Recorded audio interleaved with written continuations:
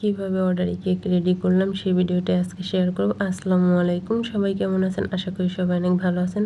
তার আগে দুপুরে রান্নাটা শেষ করে নেব। তো সবগুলো বাজার নিয়ে আসছে সকাল সকালে, তো সবগুলো ঢেলে নিলাম। আর মাছটা কিন্তু কেটে নিয়ে আসছিলো, দেখে ধুয়ে রান্নাটা বসিয়ে দিলাম। টাটকা মাছ কিন্তু রান্না করার খাওয়ার মজাটাই আলাদা, কারণ ফ্রিজে রেখে দিলে কিন্তু সেই মাছটা স্বাদ থাকবে না। এখানে 1 কাপ পেঁয়াজ কুচি, পরিমাণ মতো আদা রসুন বাটা, পেঁয়াজ বাটা, হলুদের গুঁড়া, মরিচের গুঁড়া আর জিরার গুঁড়া।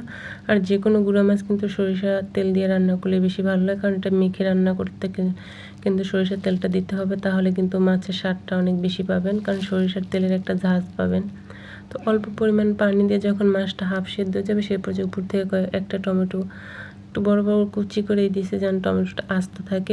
সব শেষে দিয়ে দেবো কয়েকটা লেবু পাতা। লেবু পাতাটা কিন্তু নামানোর আগে দিতে হবে, তো বেশি সেদ্ধ হয়ে গেলে কিন্তু তিতাও লাগতে পারে।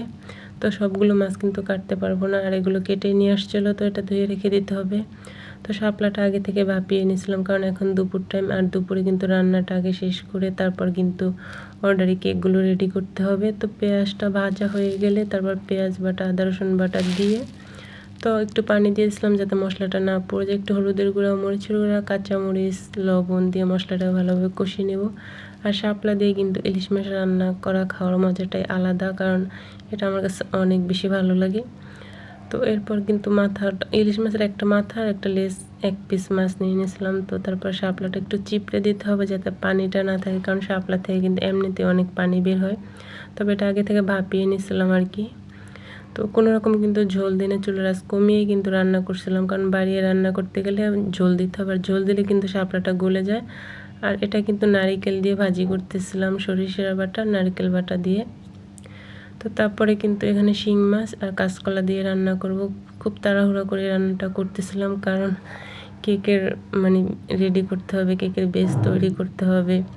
তো তার আগে বলি, গ্রামে আমি যে কেকের জিনিসপত্র কিনছিলাম আগে, সেগুলো কিন্তু গ্রামে রেখে আসছি। তো ঢাকায় এসে কিন্তু আবার নতুন করে সবগুলো কিনতে হতেছে। তো অল্প অল্প করে কিনে যেগুলো তাদের প্রয়োজন আর কি, তো সেটাই কিন্তু আগে কিনে নিয়েছিলাম। অল্প কিছু তো কেক বানাবো আর কি, এই জন্য আর মিটারটা কিন্তু কিনতেই হবে, কারণ বেকিংয়ের যে কোনো জিনিসের আগে এই কেকের বিটারটা কিনতে হবে। তারপর এখানে কিন্তু অনেকগুলো কেক বানাবো, সেজন্য ডিমের পরিমাণটাও বেশি নিয়ে নিয়েছিলাম। আর কেকের বেসটা তৈরি করে বেকিং পেপার বিছিয়ে, এখানে 5.5 ইঞ্চি ছিল কেক মোল্ডটা। তো এখানে কিন্তু চুলায় বসিয়েছি, আর ওর নিচে অবশ্যই একটা কাগজ বিছিয়ে দিতে, আর ভাবটা যেন না বের হয়, যেন একটা শিলের দিয়ে দিছি। তারপরে কিন্তু কেকের কালারটা মাশাআল্লাহ আসছিল। আর এখানে কিন্তু যদি আপনি ওভেনের মতো কালার চান, তাহলে কেক বসানোর পর স্ট্যান্ডার বসিয়ে দিয়ে তারপর অবশ্যই কাগজ বিছিয়ে দিতে হবে, যেহেতু চুলায় তৈরি করছি। আর এটা ছিল আজকের অর্ডারি কেক, আলহামদুলিল্লাহ। যদি আমাদের থেকে কেউ কেক নিতে চান, তাহলে অবশ্যই মেসেঞ্জারে নক দিবেন। ভিডিওটি ভালো লাগলে অবশ্যই শেয়ার করে দিবেন।